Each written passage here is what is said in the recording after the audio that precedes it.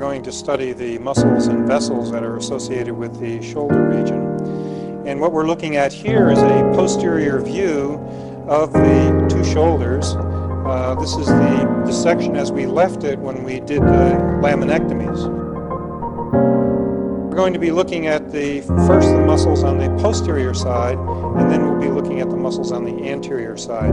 There really are only two incisions or cuts that you have to make for this dissection, and these are to cut the muscles which are attached to the scapular spine. So as you can see here, we have the deltoid muscle, and of course it's going to be attached to the clavicle, to the acromion, and to the scapular spine, so that you want to make an incision that comes around the top of that muscle so that we can reflect it from its bony attachments here.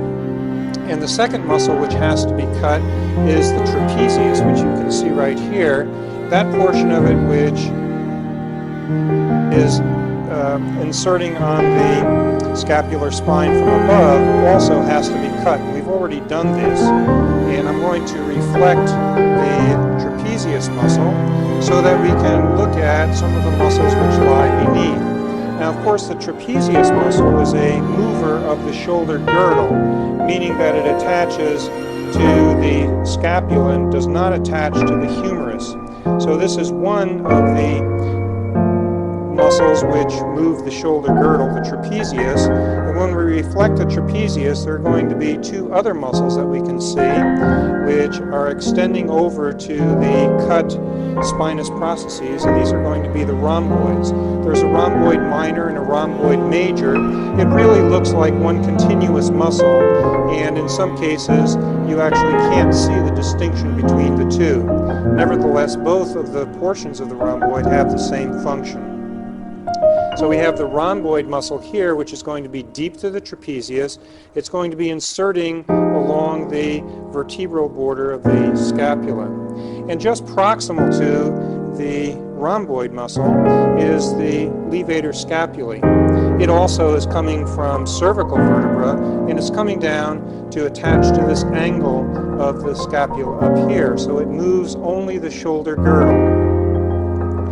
Now, in order to see some of the muscles which are deep to the deltoid, we want to reflect it after having cut it from its proximal attachments. And we're looking at this from the posterior aspect.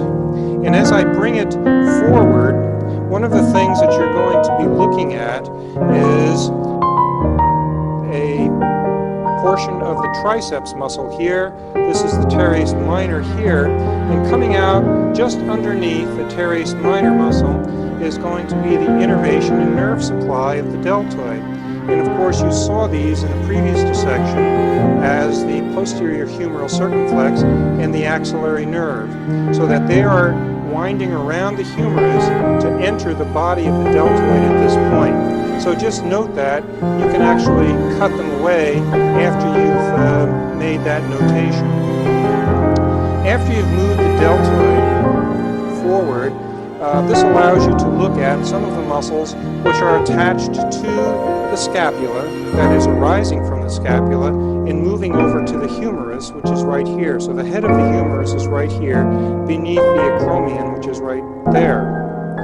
Now there are two muscles which are located just inferior to the spine of the scapula, and this meaty area in here is all the infraspinatus.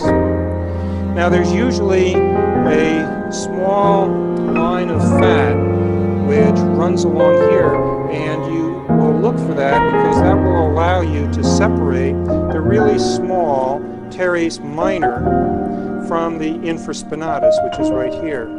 So in doing that, that's about all that you can do to separate these two muscles. Both of them are coming over here to insert on the head of the humerus. And then just inferior to the teres minor is going to be the larger and bulkier teres major, which would be right here. And once again, there will be some loose connective tissue to allow you to separate the minor from the major. And finally, a muscle that we saw previously in our dissection and we cut away from its attachment to the midline, this would be the latissimus dorsi, which is just inferior to the teres major.